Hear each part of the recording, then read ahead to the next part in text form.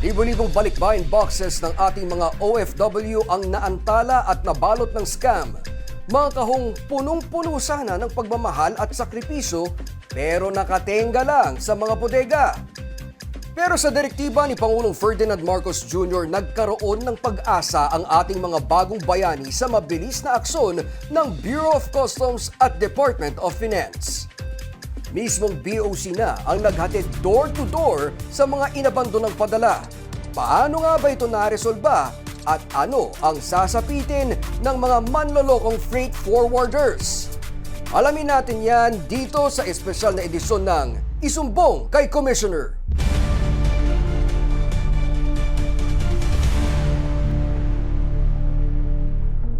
Pero mostly ang laman po nun is for my mother na may hypertension na pwedeng makahelp po sa kanya kasi mas magandang klase po yung mga nandun.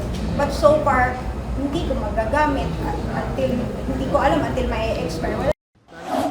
Isa si Lori Lynn Umadlaw sa libu-libong OFW na naghintay ng matagal para sa mga balikbayan boxes, mga padalang hindi lang material na bagay ang laman, kundi kalakip din ng pagod, sakripisyo at pag-asang maparamdam ng mga overseas Filipino workers ang kanilang pagmamahal sa pamilya sa kabila ng distansya. Nitong Biyernes, isa rin si Lori Lynn sa mga personal na tumungo kasama ang Bureau of Customs sa Department of Justice kung saan formal na isinampa ang reklamong kriminal laban sa 5 tiwaling cargo forwarding companies na kinabibilangan ng Ichthus Trading Corporation, Marcelo Di Lailo Cargo Forwarders, Mi Amore International Consumer Goods Trading, Mount de Guzman Non-Specialized Wholesale Trading at Cargo Flex Howlers Corporation. Ito na ang ikalawang batch ng criminal complaints na isinampa ng BOC kaugnay ng mga inabandonang balikbayan boxes. Simpleng Pilipino, yun lang naman din kaligayahan ng mga pamilya natin makatry or maka-experience ng gamit na galing sa ibang bansa. Pero at the end of the day, wala pong kay tumarating sa. Ayon sa Bureau of Customs, umabot sa mahigit 42,000 balikbayan boxes ang naiwan at hindi na iproseso ng ilang cargo forwarding companies. Kabilang ang Makati Express Cargo na nauna ng sinampahan ng reklamong kriminal ng BOC noong May 29 dahil sa kabiguan itong iproseso at asikasuhin ang pagpapalabas ng mga padalang balikbayan boxes. Ang laki ng kinita nila Again, 330 million yung kabuuan na ipinayad na ating mga kababayan. No? Ang out of the 42,000 plus boxes, 36,000 plus boxes dyan ay sa Makati Express Cargo. No? So, yung pagpapit-finansya niyan, yung pagpondo dyan, malaking kinita dyan Di ba? Ng mga kumpanya na doon. Natukoy sa investigasyon ng umano'y modus tulad ng maling deklarasyon, undervaluation, hindi otorisadong deconsolidation, smuggling, hindi pagdedeklara ng komersyal na produkto at pagpasok ng bawal o regulated na kalakal.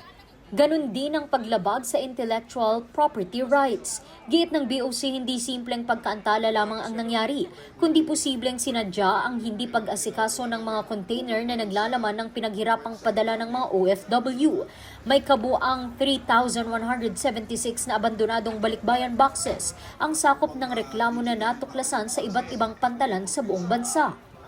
Pero kung pagpapasiyan natin na iniwanan nila talaga, hindi inasikaso, ang ibig sabihin, pagdating dito ng mga containers na naglalabas ng mga boxes, hindi nga nila binayaran. No? So talagang sadya yung hindi pag-asikaso dito at hindi na nila inisip na kung may naghihintay na mga pamilya dito sa mga boxes. Sa gitna ng investigasyon, umaapila ang BOC sa publiko na maging mapanuri sa pagpili ng cargo forwarders, lalo na't maraming OFW ang patuloy na nagpapadala sa mga kumpanyang inireklamo na.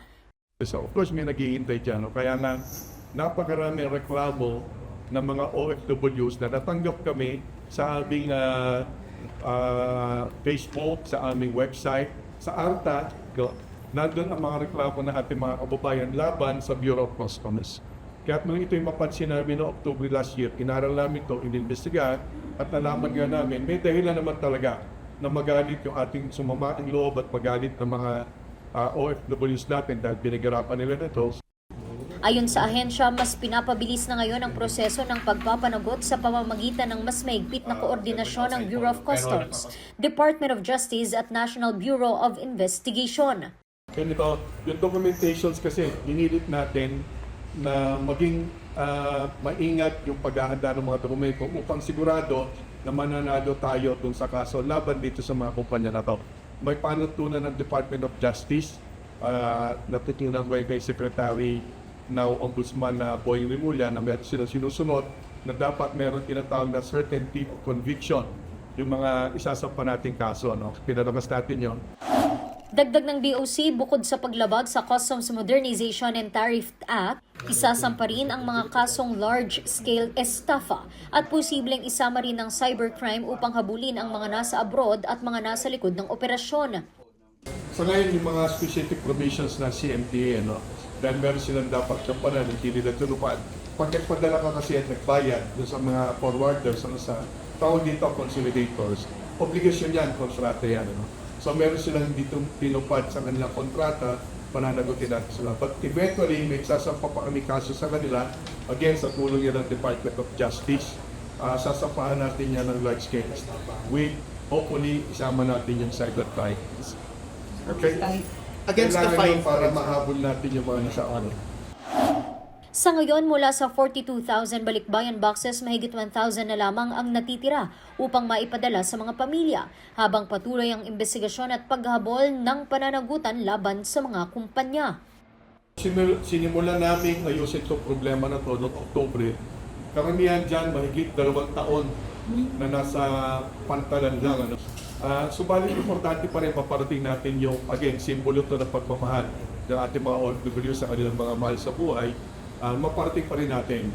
At this point, nagpapasalamat kami, of course, sa tulong ni Secretary Frederick Goh at si Pangulong Bongbong Marcos dahil ito ay pinondohan ng Malacanang upang maiparating ang libre sa ating mga kababayan niya para ng mga hinihintay na napakatagal ng mga boxes. Sa ngayon, out of the 42,000 plus boxes na iniwan to sa mga pantalan, mahigit 1,000 na lang yung kailangan pa natin padala dito sa ating mga kababayan. Samantala, inaasahan ding magsasampa ng mga reklamong kriminal ang BOC laban sa 3 pang cargo forwarding companies sa mga susunod na linggo. Target ng ahensya na matapos ang door-to-door delivery ng natitirang balikbayan boxes ngayong buwan.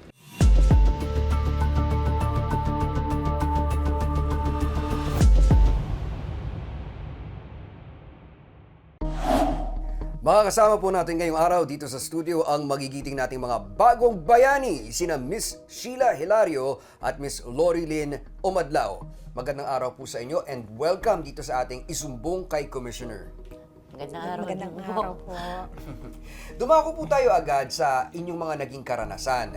Alam natin na hindi biro yung mag-ipon at magpadala ng balikbayan box. So, kay Miss Sheila at kay Miss Lorilyn, gaano po ba katagal ang inyong hinintay bago nyo nakuha ang balikbayan boxes ninyo o bago nyo ito natanggap?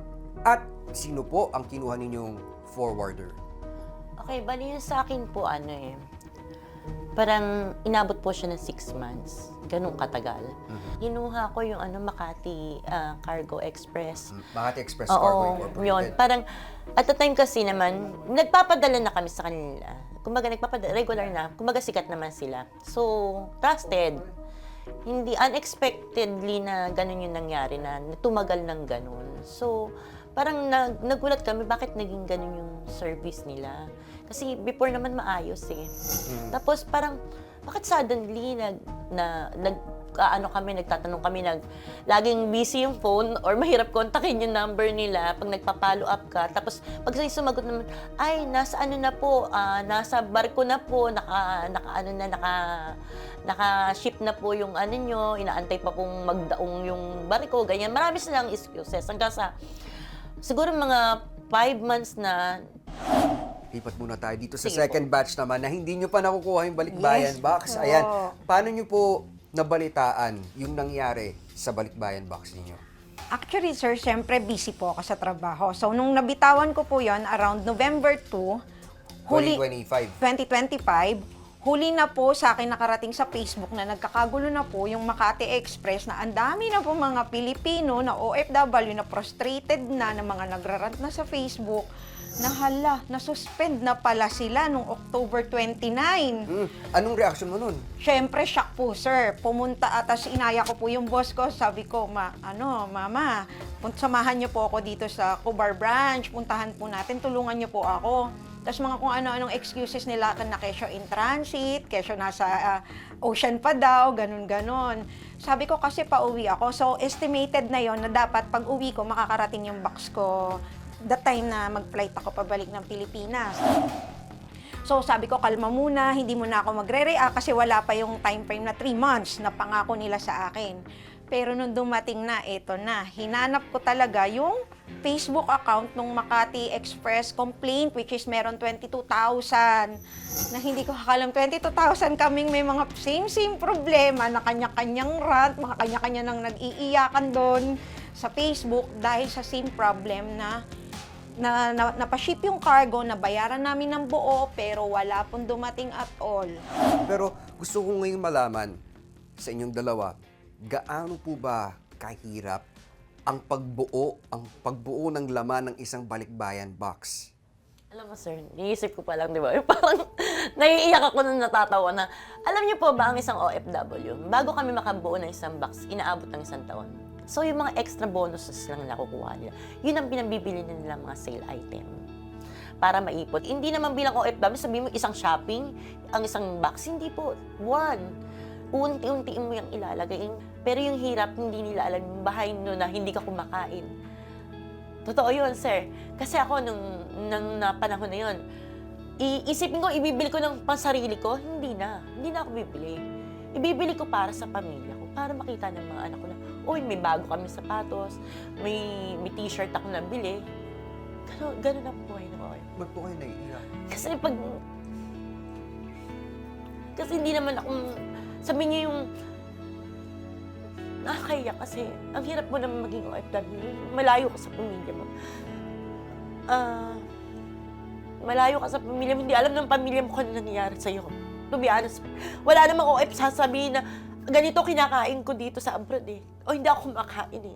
Ang sasabihin mo sa pamilya mo is, okay lang ako, masaya kami dito, kaya namin, sumusurvive kami. Pero totoo, mahirap ang buhay ng OFW.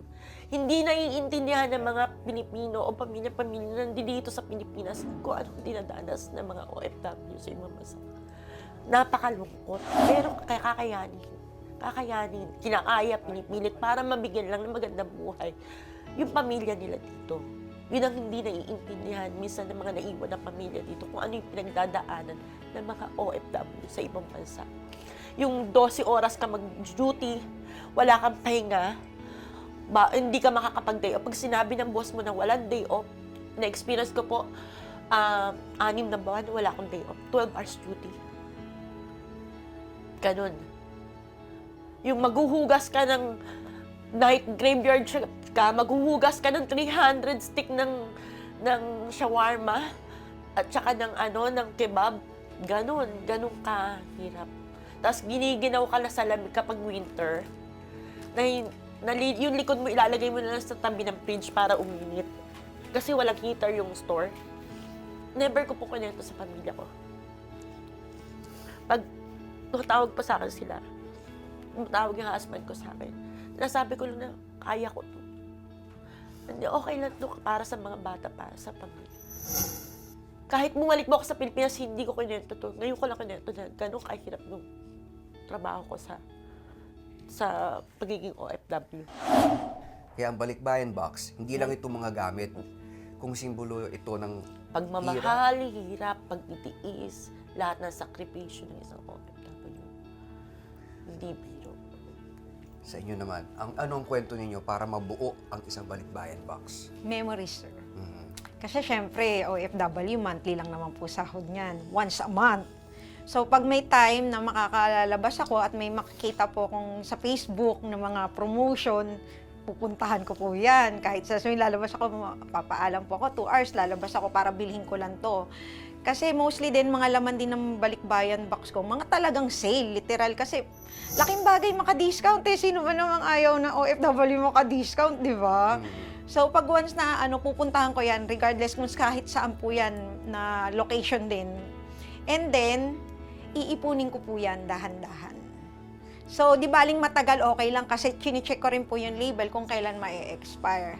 At the same time, every gamit kasi na ilalagay ko doon may memories. Na etong van na to, ito yung mga pinagdaanan ko, napagalitan ako, umiyak ako sa kusina, pero sige lang, kasi yung sahod na yon, may pinaglalaanan ako, nabibiling ko yung gamit na to para din sa kusina.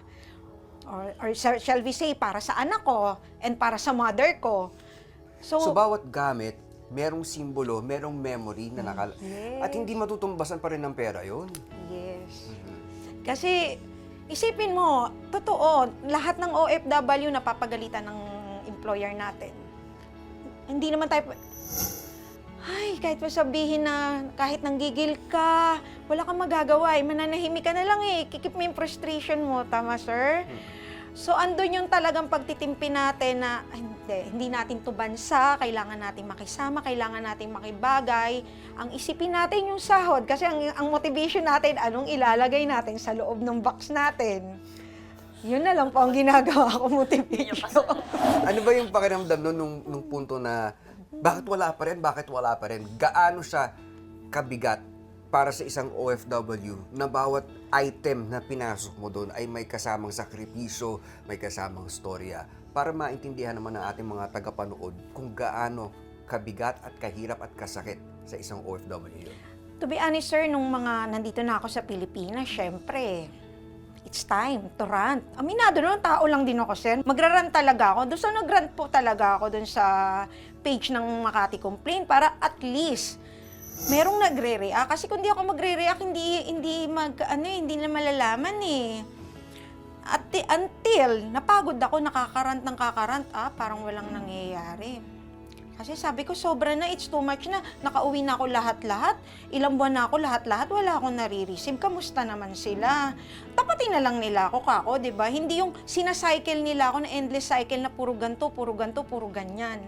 Kasi nga, limited na rin talaga yung information na binibigay sa akin ni Makati Express. Until thanks God pa rin talaga ako. I'm so blessed pa rin talaga kasi nagsimula lang sa email ni BOC sa akin, sa pa-respond. Pero dito sa correspondence sa BOC, doon yung nalaman Yes. na may action ng BOC. Yes. Kayo naman po, nalaman ninyo sa Mga kabayan din. kababayan na. Oo. Tapos ayun, natuwa ako na, wow, may second tranche, may second batch. Di hinanap ko ngayon. Nag-post ako, nasan yung mga second batch ka ako? Ganyan. Hanggang may na-meet po ako na nag-aano nga po. Na si Sir Leo nga po na mag-aano sa BOC. Ayun, napasok ako sa GC, tapos nagbabasa ako. Kasi that time nag-aaral pa po ako, kaya hindi pa po ako makafocus. Noong time din na kung sino yung gustong magpunta para mag-file ng case, hindi ko rin po maasikaso that time kasi nasa training center po ako. Pero Kaya, willing kayo. yes, willing po Kayo ako. po? Wala naman na ako ipapile kasi nakuha ako sa Ano? iba. Nakuha ko na ako kasi hindi ba kaya parang, ayaw mo kong pansinin sa WhatsApp messages ko, O sige, dito kita sa Pilipinas. Dito po sa nangyari sa inyo, sa experience po ninyo, ano po ang mensahe ninyo sa mga freight forwarders kagaya ng Makati Express Cargo? Ano po mensahe niyo sa kanila? Sana po kung may problema, in-inform nila maaga yung mga OFW na nagkakaproblema o whatever. At least update man lang nila para ma-secure yung emotional ng bawat OFW. Kasi, syempre na, po yun ang hirap na ng trabaho mo, malayo ka sa pamilya mo, tapos problema pa yung box mo, di ba? Parang ganun po, di ba? Parang dagdag pa siya sa isipin, no? Kung sana man lang po, yung mga forwarder, maramdaman nila kung ano yung nararamdaman ng bawat OFW pag nagpapadala ng box na yun.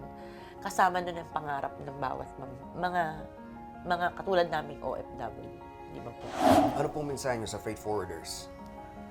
Makati Express, please po, huwag na po kayong tumanggap. Kung hindi nyo naman po kayang ipadala, kasi tinitake advantage nyo po yung ibang mga OFW na hindi po alam na nagkanda problema na po pala kayo sa pag-ship ng mga bagahe namin.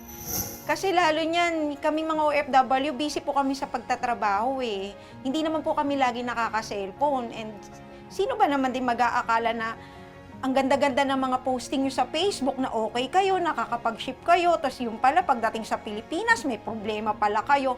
Please, pakiusap, tigilan nyo na po kasi ang dami po naming naaapektuhan na hindi na yung iba, hindi na po makapagtrabaho sa kakaisip at nai-stress, naaapektuhan yung mga health nila sa kakaisip lang ng bagahe nila na hindi nakakarating sa family nila. Kaya ang pakiusap ko lang po, wag na po muna kayong tumanggap at kung ano, ayusin nyo po yung problema kasi ang dami nyo po, hindi lang madami, libo-libo po kaming OFW ang pinapahirapan nyo po. Hindi nyo pa nakukuha, pero ano yung pakiramdam na tumutulong ang BOC? Unhappy po, sir. Kasi parang, hindi pa naman ako nag-isip na, oy, dead end na. Ayoko eh. Bilang positibo lang po kasi ako, sir eh. Gusto ko lang po maging positibo. Kasi at the same time, given na yung anxiety ako, na-frustrate ako at the first. Pero later on, hindi sa akin, for me, sa akin hindi siya makakatulong. So, I'm holding the, at least isang pagkakataon lang na pag-asa. Panghahawakan ko yun, sir, regardless. Tama. Oo. Kayo po, ano po yung pakiramdam niyo na nakatulong ng ganito ang BOC? Kahit na hindi nagawa ng paraan ng forwarder, ang BOC naman, tsaka si PBBM. Siyempre, thankful po ako kasi parang kahit papaano, yun nga, sabi ko, hindi pala hopeless. Alam mo yun, hindi pala, parang the government is still doing something for the OFW. Nakita namin yung value namin na binibigyan din pala kami ng importansya ng gobyerno, di ba? Yung simpleng bagay na yun, para, kung sa iba titingnan lang simpleng bagay yung boxes namin, pero sa isang OFW, hindi lang simpleng bagay yun. Hindi nga, sabi ko sir, hindi nga box lang yun. May something with that box.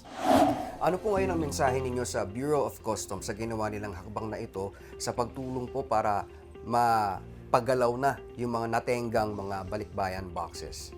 Una-una po, syempre, thankful kami. Kasi nakita po namin yung extra effort na ginawa. Hindi naman nila problema po ito, to be honest. Hindi po nila problema to, pero they extend their hands para tulungan yung mga katulad natin mga OFW na maidala yung mga boxes. Sana matapos po yung problema at may puha na rin po nung mga OFW yung pending sa tulong ng BOC. Thankful kami kasi yung government, yung department ng Custom is doing something for greater cause sa mga OFW na tulad namin. Kayo po, mensahe niyo po sa BOC. I'm so grateful po. Kasi, Kahit hindi niyo pa natatanggap? Yes, kahit hindi po natatanggap. Yes, positive lang kasi. Parating na yan! Tiwala lang. Bali, grateful po kasi nag-ano naman po sila sa akin. Pinanghahawakan ko po yung email nila sa akin na nasa second batch ako, na may budget na rin na nakalaan daw po dyan. E di say, okay, willing to wait naman po ko. And at the same time, kasi grateful lang po ako na at least, di ba, inabandon na ni Makati eh. Sino pa ba namang ibang tutulong sa amin? BOC. Na at least nakikiusap din nga po ako sa ibang mga OFW na yung frustration nila, wag po nating i-blame yung BOC kasi at the same time, ang nag-abandon po ng boxes natin ay yung Makati Express. So, i-direct natin kay Makati yung galit natin at hindi po sa BOC dahil yung BOC po ang tanging way na lang para makarating sa atin yung mga boxes natin. Yan, maraming salamat po sa inyong oras. Maraming salamat ulit kay Ms. Sheila at kay Ms. Lorilyn sa pagbabahagi ng kanilang karanasan at sa pagbibigay linaw sa napakahalagang usaping ito. Isa pong patunay na sa tulong ng tamang aksyon ng gobyerno, may hustisya para sa ating mga OFW. At lagi pong tandaan, sa bawat sumbong, may mabilis na aksyon dito sa Isumbong kay Commissioner.